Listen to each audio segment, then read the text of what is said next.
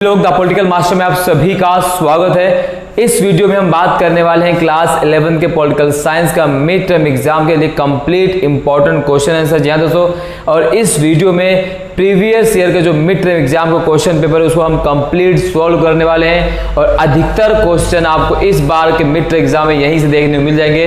तो अगर अभी तक आपने पॉलिटिकल साइंस में कुछ भी नहीं पढ़ा है, कहाँ से पढ़ें, क्योंकि सिलेबस जो है काफ़ी ज़्यादा है, तो ये वीडियो आपके लिए है। तो इस वीडियो को एंड तक जरूर देखिएगा, चाहे जितनी लंबी वीडियो होने वाली है, इसको अगर आप कंप्लीट देख ले तो मैं गारंटी देता हूं दोस्तों यहां से क्वेश्चन 100% आने वाले हैं। तो प्लीज एंड तक जरूर देखिएगा। तो चलिए इस वीडियो को शुरू करते हैं। तो सबसे पहले आप देख सकते हैं दोस्तों, ये प्रीवियस ईयर का यानी मिड टर्म एग्जाम 2022-23 का जो है क्वेश्चन पेपर है, और जो सिलेबस पिछली बार आया तो वही सिलेबस इस बार भी आ रहा है। सो आप बस लास्ट तक देखिए, कंप्लीट सॉल्यूशन करने वाला हूं। एक क्वेश्चन के साथ चार क्वेश्चन बताऊंगा जहां से क्वेश्चन इस बार आने की पूरी संभावना है। तो चलिए क्वेश्चन की शुरुआत करते हैं, ठीक है। तो सबसे पहले आप देख सकते हैं यहां पर, तो सबसे पहले खंड ए में जो सेक्शन ए है, तो यहां पर आपको अनुच्छेद को पढ़ना है और अनुच्छेद को पढ़ने के बाद आपको क्या देना है, इसका उत्तर देना है। तो अनुच्छेद तो अलग अलग आएंगे, लेकिन हम फिर भी अनुच्छेद को सोल्व करेंगे। यहां आप देख सकते हैं पहला एक संतुलित संविधान है। तो एक संतुलित संविधान क्या मतलब होता है, तो कठोरता और लचीलेपन का समन्वय, यानी एक संतुलित संविधान वही है। जैसे हमारा भारतीय संविधान क्या है, हमारा संविधान एक संतुलित संविधान, यानी हमारे संविधान जो है कठोर और लचीलेपन का मिश्रण है। यानी हमारे संविधान में कुछ ऐसे प्रावधान है जिसमें आसानी से बदलाव किया जा सकता है, और कुछ ऐसे प्रावधान है जिसमें बदलाव करना आसान नहीं होता। और संविधान में बदलाव करने का अधिकार किसके पास है, तो ये भी देख लीजिए। तो संविधान में बदलाव करने का अधिकार है संसद के पास। किसके पास है, तो संविधान में संशोधन करने का अधिकार संसद को दिया गया है। इसका तो उत्तर ए सही है, लेकिन इसके साथ साथ कौन सा और क्वेश्चन पूछे जा सकते हैं वो भी मैं आपको क्लियर करा रहा हूं। तो संविधान में संशोधन करने का अधिकार किसको है, संसद को। और संसद को अधिकार किस अनुच्छेद के तहत दिया गया है, तो है अनुच्छेद 368। और संसद को भारतीय संविधान में संशोधन करने का अधिकार किस केस के बाद मिलता है, तो वो केस है केशवानंद भारतीवाद। जी हाँ, केशवानंद भारतीवाद केस में, यानी 1973 में भारतीय संसद को संविधान में संशोधन करने का अधिकार मिला। लेकिन यहाँ पर एक बहुत बड़ी चीज है कि भारतीय संसद जो है संविधान के मूल तत्वों में किसी भी प्रकार कोई संशोधन नहीं कर सकती है। बाकी संविधान के किसी भी हिस्से में संविधान जो है संसद जो संशोधन कर सकती है। संशोधन की जो प्रक्रिया 3 प्रकार से होती है, वो भी आपको बताता हूँ। पहले संशोधन की जो प्रक्रिया वो है साधारण बहुमत से, ठीक है। पहला है साधारण, दूसरा है विशेष, और तीसरा है विशेष प्लस में आधे से अधिक राज्य। यहाँ विशेष प्लस में आधे से अधिक विधानमंडलों की सहमति से, विधानमंडलों की सहमति से। तो संसद में संशोधन करने का अधिकार किसको है, तो है संसद को। किस अनुच्छेद के तहत, अनुच्छेद 368। संसद को अधिकार कब दिया गया, केशवानंद भारतीवाद से मिला 1973 से।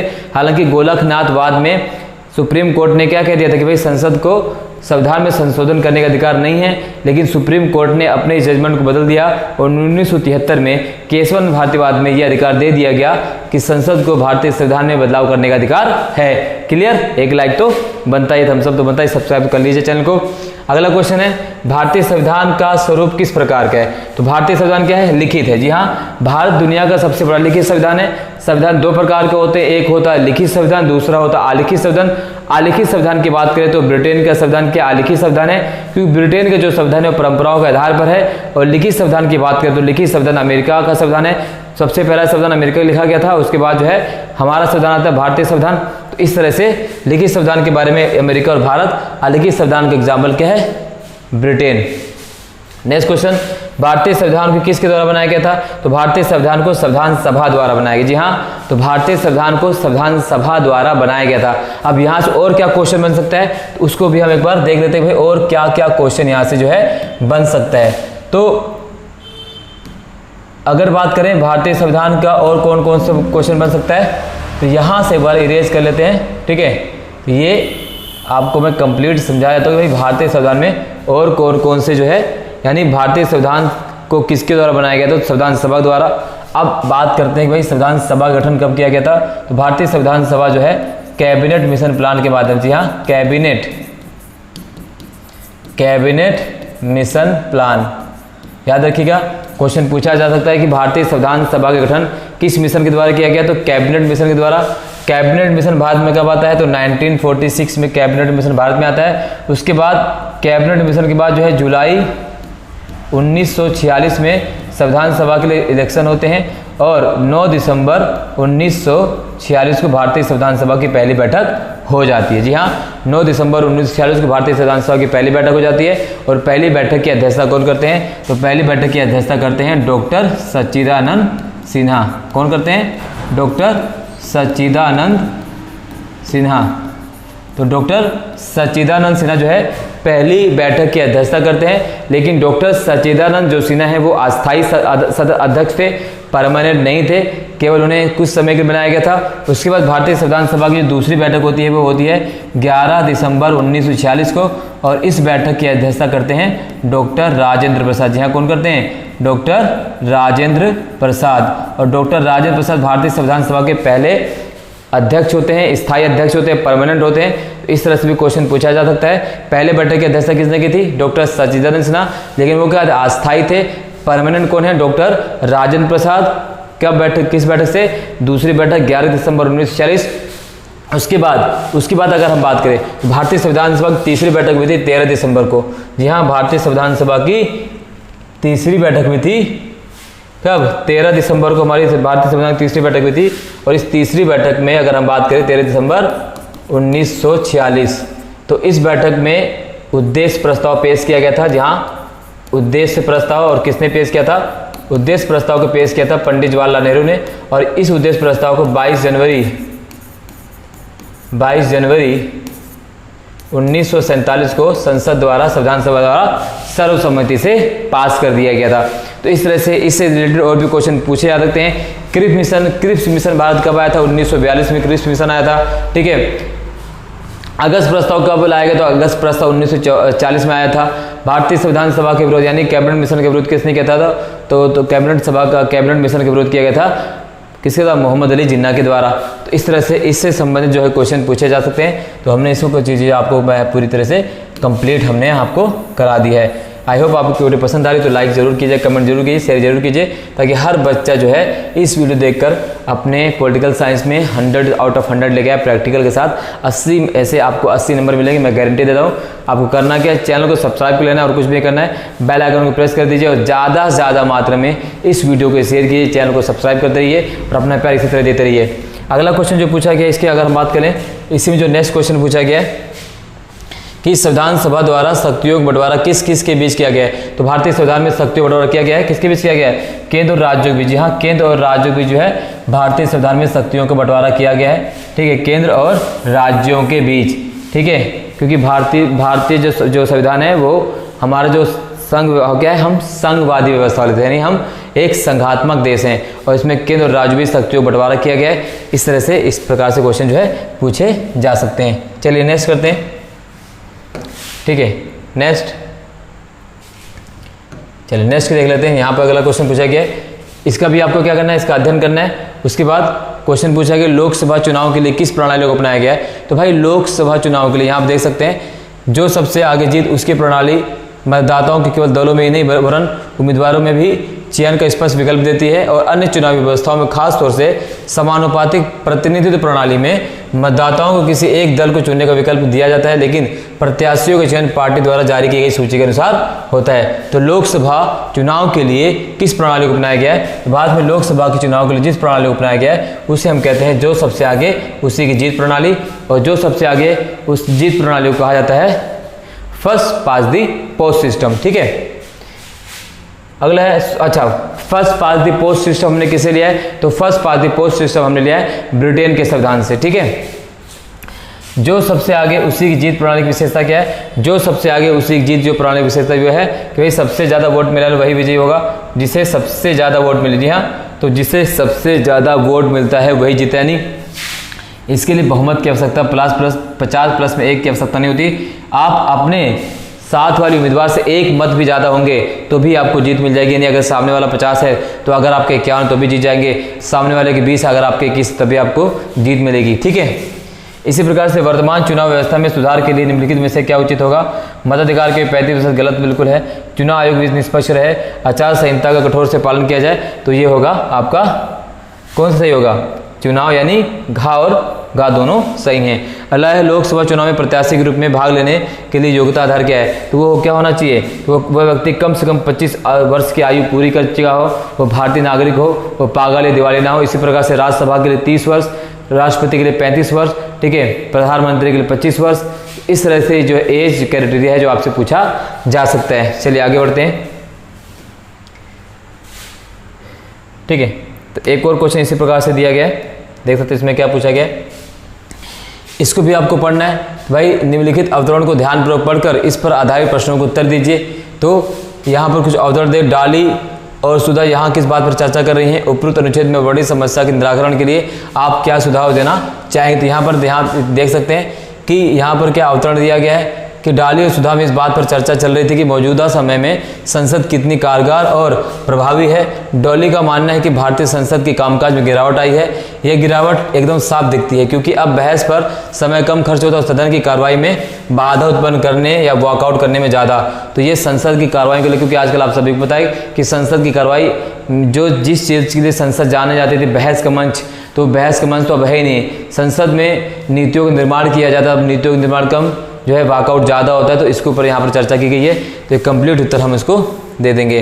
अगला है इसी प्रकार से अवतरण पूछा गया भाई कि प्रधानमंत्री एक तरफ मंत्रिपरिषद, दूसरी ओर राष्ट्रपति और संसद के बीच एक सेतु का काम करता है। प्रधानमंत्री का यह संवैधानिक दायित्व भी है कि वह सभी संघीय मामलों के प्रशासन और प्रस्तावित कानून के बारे में राष्ट्रपति को सूचित करे। उपयुक्त अनुच्छेद में किस शासन व्यवस्था के बारे में जिक्र किया गया है? तो उपयुक्त व्यवस्था में जो है वो संसदीय शासन प्रणाली की व्यवस्था को जिक्र किया गया, क्योंकि प्रधानमंत्री क्या करता है तो ये संसदीय शासन प्रणाली की व्यवस्था को जिक्र किया गया है। तो ये भी इसी प्रकार से जो है क्वेश्चन पूछे जा सकते हैं। अगला एक चित्र उसी व्यवस्था को दर्शाता है। यहाँ पर कार्टून देखिए, उपयुक्त कार्टून में प्रधानमंत्री और मंत्रिपरिषद में किस प्रकार का संबंध प्रदर्शित किया गया है? तो भाई यहाँ पर सामूहिक उत्तरदायित्व का जो है क्या दिया प्रदर्शित किया गया। यहाँ पर आगे है पंडित जवाहरलाल नेहरू, ठीक है, यहाँ पर वो कहाँ खड़े हैं? संसद के सामने खड़े हुए हैं। तो इस तरह से चीज़ें आपसे जो है एक चित्र के माध्यम से पूछी जा सकती है। कंप्लीट चित्र हम आपको करवाएंगे, चित्रों की पूरी श्रृंखला जहाँ से चित्र आने वाले हैं 10 से 12 चित्र आपको करवा दूंगा, उससे बाहर क्वेश्चन आएगा नहीं।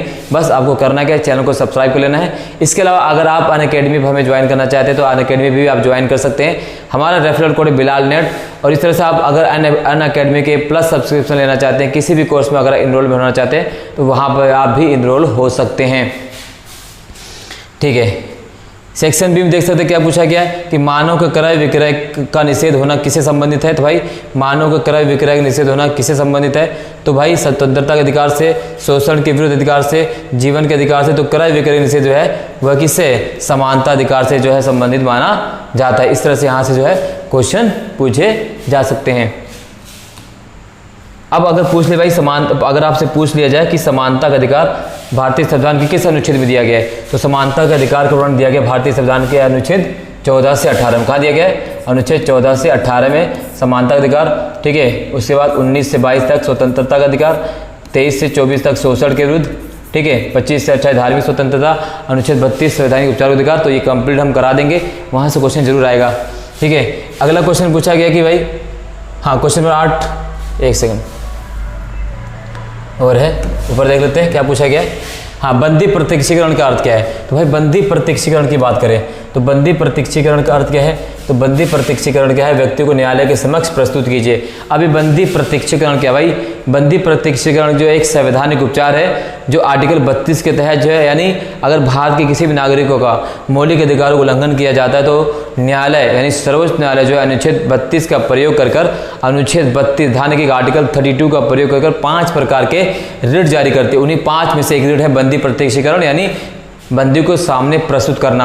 इसी प्रकार से जो उच्च न्यायालय है वो अनुच्छेद 226 का प्रयोग करके जो है क्या कर सकती है? तो उच्च न्यायालय अनुच्छेद 226 का प्रयोग करके 5 प्रकार की रिट जारी कर सकते हैं। अगर आपके मौलिक अधिकारों का उल्लंघन होता है तो न्यायालय 5 प्रकार के रिट जारी करके आपके मौलिक अधिकारों की सुरक्षा प्रदान कर सकती है, ठीक है। इस तरह से है। तो आर्टिकल 32 सुप्रीम कोर्ट, आर्टिकल 226 जो है हाई कोर्ट, ठीक है। इस तरह से अगले है संविधान सभा की प्रकृति क्या थी? तो भाई संविधान सभा की प्रकृति थी लोकतांत्रिक, आधिकारिक, स्वेच्छाचारी, सामूहिक। तो संविधान सभा की जो प्रकृति थी वो थी लोकतांत्रिक प्रकृति थी। ठीक है, अगला है संविधान सभा की प्रथम बैठक संपन्न कब हुई? तो 9 दिसंबर 1946। हमने बताया कि भाई पहली बैठक कब हुई थी? 9 दिसंबर 1946। अध्यक्षता किसने की थी? डॉक्टर सच्चिदानंद सिन्हा। कई बार सवाल पूछा जाता है भारतीय संविधान के संवैधानिक सलाहकार कौन है? तो भारतीय संविधान के संवैधानिक सलाहकार हैं BN राव। प्रारूप समिति के अध्यक्ष कौन है? तो प्रारूप समिति के अध्यक्ष हैं डॉक्टर BR अम्बेडकर। और प्रारूप समिति में कितने अध्यक्ष थे? 7 अध्यक्ष थे और उसकी अध्यक्षता कौन कर रहा था? BR अम्बेडकर। तो संविधान संबंधी क्वेश्चन क्या पूछा जा सकता है? और पूछा जा सकता है कि भाई भारतीय संविधान में कुल कितने सदस्यों ने हस्ताक्षर किए थे? 284 सदस्यों ने। कितने संविधान की सभा के अध्यक्ष मतलब कितने लोग शामिल थे? कितने मेंबर थे? तो मेंबर थे 299 और 299 में से 284 लोग उस समय उपस्थित थे और उन्होंने इस पर हस्ताक्षर किए थे। पहले व्यक्ति कौन थे जिन्हें हस्ताक्षर किया था? वो थे डॉक्टर राजेंद्र प्रसाद। इस तरह से सवाल आपसे पूछा जा सकता है। आपसे पूछा जा सकता है कि भाई भारतीय संविधान के मूल अधिकार में, माफ कीजिए, भारतीय संविधान के मूल संविधान में कुल कितने अनुच्छेद थे? तो मूल संविधान की अगर बात करें, भारतीय संविधान के मूल संविधान, तो मूल संविधान में 395 अनुच्छेद थे, 8 अनुसूचियां, 22 भाग। वर्तमान में 470 से अधिक अनुच्छेद है, 22 अनुसूचियां हैं और 25 भागों की संख्या हो चुकी है। इस तरह से ये बदली गई। मूल संविधान में कितनी थी, वर्तमान में कितनी है? एक क्वेश्चन आपसे पूछा जा सकता है। ठीक है, अगला क्वेश्चन है कि भारतीय संविधान में मौलिक अधिकारों का प्रावधान किससे लिया गया है? भारतीय संविधान में मौलिक अधिकारों का प्रावधान लिया गया है अमेरिका के संविधान से। और अमेरिका के संविधान से हमने क्या कह लिया है? अमेरिका के संविधान से हमने दोस्तों लिया है न्यायिक पुनरावलोकन की शक्ति। जी हाँ, न्यायिक पुनरावलोकन की शक्ति हमने अमेरिका के संविधान से लिया। और साथ ही साथ जो हमारी प्रस्तावना है भारतीय संविधान की, जो प्रस्तावना है कि हम भारत के लोग भारत को एक संपूर्ण प्रभुत्व संपन्न, ये जो प्रस्तावना है भी हमने अमेरिका के संविधान से ही लिया है। ठीक है, चलिए आगे बढ़ते हैं। नीति निर्देशक तत्व व न्याय को सुनिश्चित करते हैं। तो भाई नीति निर्देशक तत्व जो है सामाजिक न्याय और आर्थिक न्याय को क्या करते हैं? सुनिश्चित करते हैं। नीति निर्देशक तत्व जो है किसके न्याय को सुनिश्चित करते हैं? सामाजिक न्याय और आर्थिक न्याय को सुनिश्चित करते हैं। अगला क्वेश्चन पूछा गया है, यहाँ पर पूछा गया भाई कि नीति निर्देशक तत्वों को किस संविधान से लिया गया है? तो भाई नीति निर्देशक तत्वों को हमने लिया है आयरलैंड के संविधान से। क्या लिया है? आयरलैंड के संविधान से। इसके अलावा हमने और यहाँ क्या लिया है? राज्य के नीति निर्देशक सिद्धांतों के अलावा आयरलैंड के संविधान से हमने लिया है राज्यसभा में 12 सदस्यों को मनोनीत करना। जी हाँ, राज्यसभा में राष्ट्रपति द्वारा जो 12 सदस्यों को मनोनीत किया जाता है, किसके लिए किया जाता है? जिन्हें विशेष कला, साहित्य, विज्ञान विशेष ख्याति प्राप्त हो। तो ऐसे 12 सदस्यों को राष्ट्रपति जो है मनोनीत कर सकता है। कहाँ पर? राज्यसभा में। तो भी हमने कहाँ लिया? आयरलैंड के ही संविधान से लिया हुआ है। क्लियर? चलिए, इसके अलावा समानुपातिक प्रतिनिधित्व प्रणाली से क्या अभिप्राय है भाई? समानुपातिक प्रतिनिधित्व प्रणाली का मतलब होता है कि भाई इस प्रणाली के अंदर क्या होता है, यहाँ पे मैं आपको बताता हूँ भाई। समानुपातिक प्रतिनिधित्व प्रणाली के अंदर पूरे देश को जो है एक निर्वाचन क्षेत्र माना जाता है। यहाँ पूरे देश को जो एक निर्वाचन क्षेत्र माना जाता है और यहाँ पर राजनीतिक दल द्वारा अपने उम्मीदवारों को खड़ा नहीं किया जाता है। यहाँ पर जो जनता है अपने राजनीतिक दलों को वोट देती है और जितने प्रतिशत राजनीतिक दलों को वोट मिलेंगे उसी के आधार पर सीटें जो है आवंटित कर दी जाती हैं। तो यह समानुपातिक प्रतिनिधित्व प्रणाली। एग्जाम्पल के लिए इजराइल। ठीक है, अगला है भाई सरकारी विधेयक और निजी विधेयक के बीच एक अंतर स्पष्ट कीजिए। तो सरकारी विधेयक जो है किसी मंत्री के द्वारा लागू किया जाए। जो सरकारी विधेयक होता है वो मंत्री के द्वारा लाया जाता है, जबकि जो निजी विधेयक होता है वो किसी संसद यानी गैर मंत्री के द्वारा लाया जाता है। तो सरकारी विधेयक क्या है? जो किसी मंत्रिमंडल के द्वारा या मंत्री के द्वारा लाया जाए। गैर सरकारी विधेयक या निजी विधेयक वो होते हैं जो किसी गैर मंत्री के द्वारा यानी सिंपल MLA या सांसद के द्वारा लाया जाए, उसे हम निजी विधेयक के नाम से भी जानते हैं। पंचायती राज व्यवस्था महिलाओं के लिए कितना आरक्षण सुनिश्चित किया गया भाई? तो पंचायती राज व्यवस्था महिलाओं के लिए जो है आरक्षण किया गया वो 133% जो है आरक्षण दिया गया है। ठीक है, तो 1/3 33% आरक्षण जो है महिलाओं को दिया गया था और ये आरक्षण दिया गया है 73वें संविधान संशोधन के द्वारा। ध्यान रखिएगा, 73वें संविधान संशोधन के द्वारा 1992 में। तो 73वां और 74वां संविधान संशोधन। तो भाई 73वां संविधान संशोधन जो है वो किससे है? वो ग्रामीण यानी ग्राम पंचायत चुनाव यानी ग्रामीण व्यवस्था से। और 74वां संविधान संशोधन वो अर्बन यानी नगर निगम, नगर परिषद, नगर निकाय वाले चुनाव जो होते हैं यानी शहरी क्षेत्रों से है।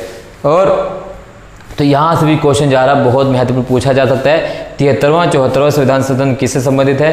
तो पंचायती राज व्यवस्था से, स्थानीय शासन व्यवस्था से इसे संवैधानिक अधिकार दिया गया। आपसे पूछा जा सकता है भारत में पहली पंचायती राज व्यवस्था कब लागू की गई? तो वो लागू की थी नागौर में, राजस्थान के नागौर जिला है, 1957 में। ठीक है, इस तरह से आपसे क्वेश्चन पूछा जा सकता है। चलिए अगला क्वेश्चन करते हैं। अगला क्वेश्चन पूछा गया है कि भारतीय संविधान में केंद्र राज्यों के संबंध में किन 3 सूचियों का जिक्र किया गया है? तो भारतीय संविधान में केंद्र राज्य संबंधों में 3 सूचियों का जिक्र किया गया है। वो 3 सूचियां क्या है, यहाँ पर मैं आपको एक्सप्लेन कर देता हूँ। तो 3 सूचियों का जिक्र किया गया है। वो 3 सूचियां जो हैं, सबसे पहले बताया, बात करें 3 सूचियां। तो भाई भारतीय संविधान की जो 7वीं अनुसूची, कौन सी अनुसूची? भारतीय संविधान की 7वीं अनुसूची। इस अनुसूची में, हालांकि ये जो 7वीं अनुसूची है वो 12वीं अनुसूची भाग है, तो अनुच्छेद 246 आर्टिकल 246 जो है 7वीं अनुसूची संबंधित है। और इस 7वीं अनुसूची में केंद्र और राज्य संबंधों को 3 सूचियों में डिवाइड कर दिया गया है। केंद्र सूची, ठीक है, राज्य सूची, और अगला है समवर्ती सूची। केंद्र सूची, राज्य सूची, समवर्ती सूची। एक सूची और है जिसे हम अवशिष्ट सत्य कहते हैं, उसकी भी चर्चा हम बाद में करेंगे। बल इसकी बात कर लेते हैं, ये क्या है।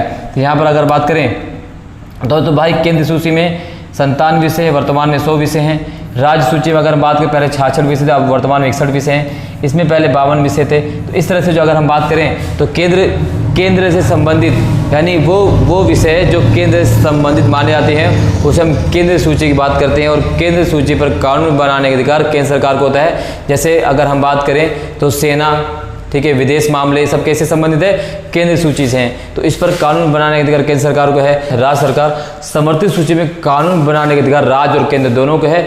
लेकिन अगर राज्य और केंद्र में किसी प्रकार विवाद हो जाए तो केंद्र सरकार का जो कानून मान्य होगा। इसी प्रकार से राज्य सूची, संघ सूची, समवर्ती सूची है। अवशिष्ट शक्तियां जो है केंद्र को ही कानून बनाने का अधिकार देती हैं। तो इस तरह केंद्र में ज़्यादा विषय रखने का महत्व है कि भाई जो संघवाद में केंद्र को ज़्यादा महत्व दिया गया है, केंद्र ज़्यादा प्रबल मजबूत माना गया है भारतीय संविधान के अनुसार। चलिए और आगे बढ़ते हैं। एक सेकंड, प्रीवियस, चलिए हाँ, यहाँ देखिए अगला क्वेश्चन है भारतीय संविधान के अनुच्छेद 1 में क्या प्रावधान है? तो भारतीय संविधान के 1 में क्या प्रावधान? तो भारतीय संविधान के अनुच्छेद 1 में कहा गया है इंडिया दैट इज भारत। जी हाँ, India that is Bharat self union of state. India जो कि भारत हो, क्या होगा? राज्यों का संघ होगा। तो इसका प्रावधान है। और आप सभी को पता है वर्तमान में इंडिया होगा या भारत होगा, इस पर डिबेट चल रही है। तो आप बता सकते हैं कि आपको इंडिया चाहिए, भारत चाहिए, क्योंकि हमारे संविधान ने दोनों रखा, इंडिया दैट इज भारत। मैं अगर अपनी पर्सनली राय दूं तो मैं संबंध, मेरा जो पर्सनली इंटरेस्ट है, मैं चाहता हूं भाई भारत को भारत रखा जाए। यानी जैसे इंडिया दैट इज भारत कहा गया है, वैसे कह दिया जाए बदलकर Bharat that is India. Bharat जो कि इंडिया है, कि बस पलट दिया जाए, सारा खेल अपने आप समाप्त हो जाएगा। ये एक मेरी राय, यानी ये कह दिया जाए कि भाई जैसे हम कहते हैं ना आर्टिकल में इंडिया दैट इज भारत है, तो मेरे हिसाब से क्या होना चाहिए? सरकार को चाहिए कि भाई वो जो शब्द है India that is Bharat, India जो कि भारत है, बदल कर क्या हो जाए? भारत जो कि इंडिया, नहीं भारत दैट इज इंडिया भी तो हो सकता है। ये सिंपल सोल्यूशन है, इसमें किसी प्रकार किसी को दिक्कत भी नहीं होगी और अच्छा सा एक समाधान भी निकाला जा सकता है। आपके क्या राय है कमेंट बॉक्स में जरूर बताइएगा। अगला है राज्य का राज्यपाल कौन नियुक्त करता है? भाई तो राज्य का राज्यपाल नियुक्त करता है, ऐसे तो राज्य का राज्यपाल नियुक्त करता है राष्ट्रपति। जी हाँ, अनुच्छेद 155 के तहत राज्य के राज्यपाल नियुक्ति जो है प्रधानमंत्री की सलाह से कौन करता है? अनुच्छेद 156 के तहत राज्यपाल करता है।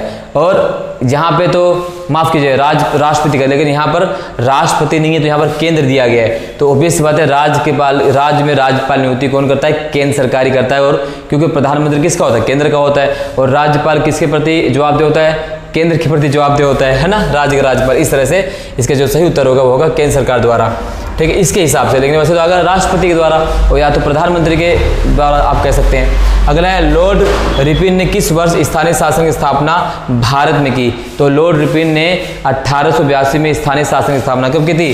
82 में, ध्यान रखिए ना, 1882 कब की गई? 1882 में। 1882 में लॉर्ड रिपन ने भारत में स्थानीय शासन की स्थापना की, इसलिए से लॉर्ड रिपन को भारत में स्थानीय शासन का जनक के नाम से जाना जाता है। तो आपसे पूछा जा सकता है कि भाई भारत में पंचायती राज व्यवस्था जनक कौन है? तो पंचायती राज व्यवस्था के जनक है कौन? बलवंत राय मेहता। कौन है? बलवंत राय मेहता। बलवंत राय मेहता को राय मेहता को पंचायती राज का जनक कहा जाता है।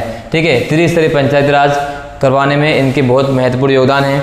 इसी प्रकार से भारत में पंचायती राज व्यवस्था ढांचा क्या है, तो भारत में पंचायती राज व्यवस्था ढांचा है त्रिस्तरीय। क्या है?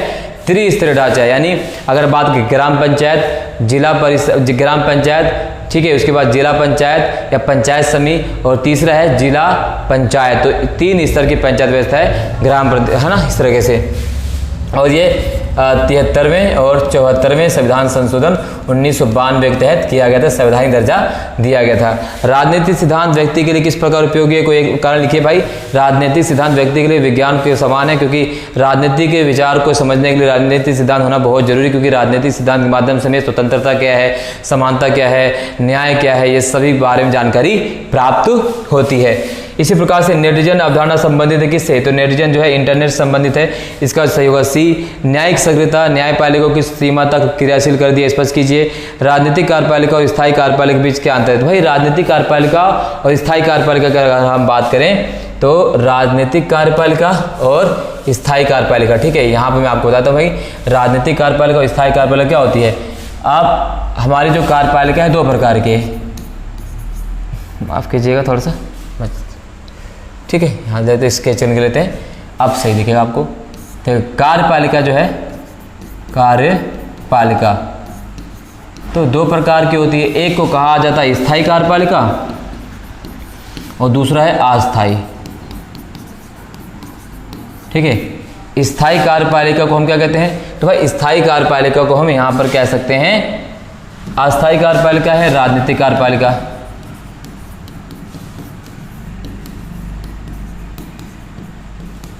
अस्थायी कार्यपालिका हम क्या कहते हैं?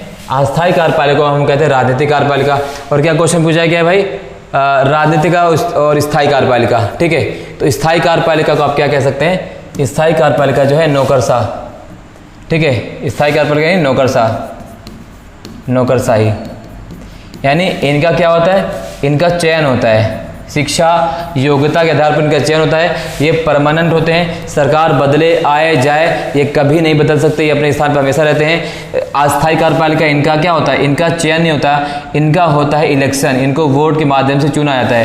तो इनका चुनाव होता है, इनका चयन होता है और इनका आप चुनाव करते हैं। ये योग्यता के माध्यम से चुने जाते हैं, UPSC, IAS, IPS, IRS, IFS.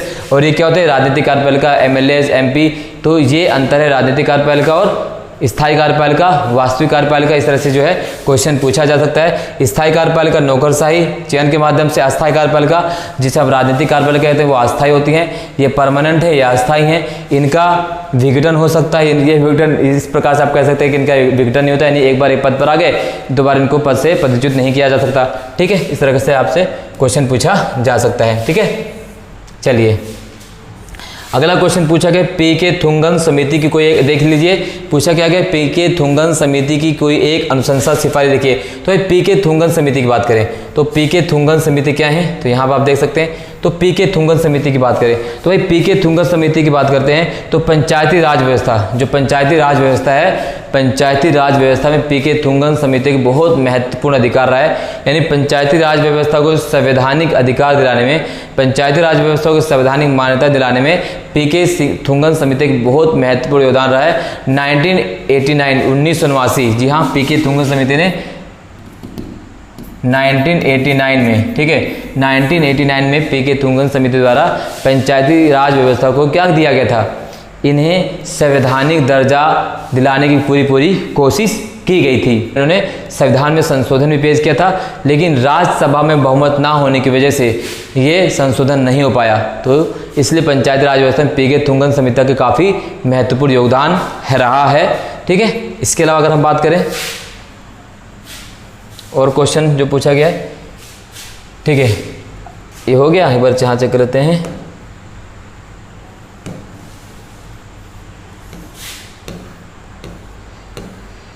हाँ ठीक है, इधर हो गया।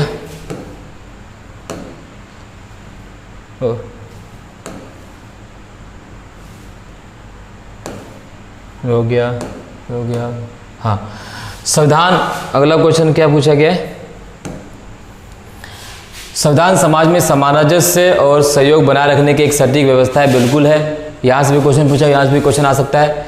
संघात्मक शासन व्यवस्था का मुख्य मानदंड क्या है भाई? संघात्मक शासन व्यवस्था मुख्य मानदंड क्या है भाई? मुख्य मानदंड है कि संघात्मक शासन व्यवस्था उस शासन व्यवस्था कहते हैं जिसमें केंद्र राज्य जो भी शक्तियों का बंटवारा किया जाए, यानी ऐसी शासन व्यवस्था जो 2 या 2 से अधिक स्तर वाली होती है उसे हम क्या कहते हैं? संघात्मक व्यवस्था कहते हैं। संघात्मक व्यवस्था की अगर हम भारत की संघात्मक व्यवस्था की बात करें तो यहाँ पर क्या संसदीय शासन प्रणाली है, संविधान की सर्वोच्चता है, एक गहरी नागरिकता है और साथ साथ स्वतंत्र न्यायपालिका की स्थापना की गई है। ये सब क्या है? संघात्मक व्यवस्था के क्या घटक हैं। इसी प्रकार से राजनीतिक सिद्धांत निरंतर विकास एवं क्रमबद्ध सिद्धांत है, स्पष्ट कीजिए। बिल्कुल है।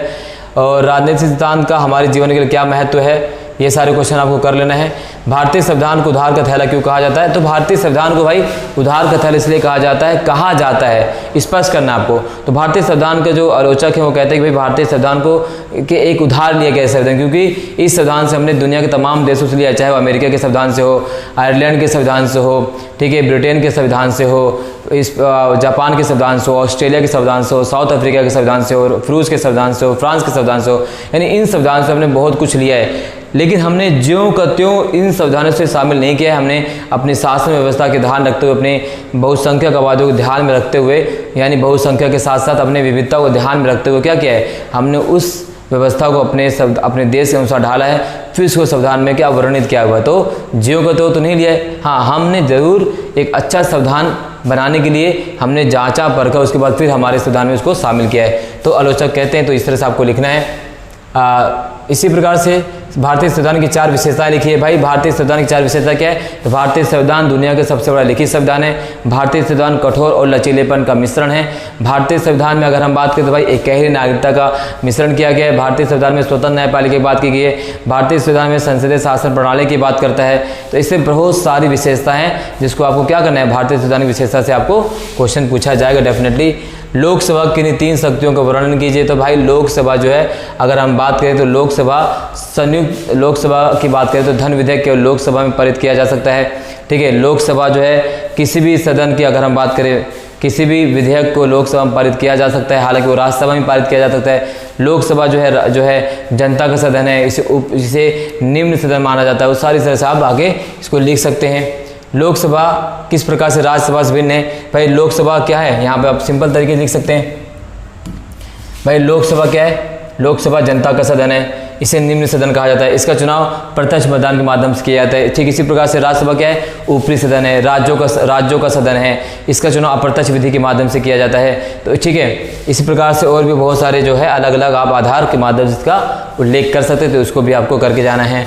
इसी प्रकार से 73वें संविधान संशोधन के महत्वपूर्ण प्रावधानों को ले कीजिए। तो 73वां संविधान संशोधन ने भारतीय संविधान की शासन व्यवस्था पूरी तरह से बदल कर रख दिया, यानी वो संशोधन है जिसने भारतीय शासन में स्थानीय शासन को संवैधानिक दर्जा प्रदान कर दिया। स्थानीय शासन में महिलाओं को 33% आरक्षण दिया, चुनाव व्यवस्था को मजबूत किया, राज्य में चुनाव आयोग की नियुक्ति की गई, राज्य चुनाव आयोग की नियुक्ति के माध्यम से हर 5 साल बाद जो है स्थानीय चुनाव का चुनाव करवाया जाता है। तो ये सारे परिवर्तन जो पहले नहीं थे, वो सारे परिवर्तन 73वें संविधान संशोधन के बाद लागू किए गए। और आज पंचायती राज व्यवस्था ने भारतीय लोकतंत्र को काफ़ी मजबूत किया है, क्योंकि महात्मा गांधी का मानना था कि भाई देश का लोकतंत्र तभी सफल हो सकता है जब देश का गांव में रहने वाले नागरिक लोकतंत्र की सीढ़ी चढ़कर आगे बढ़े।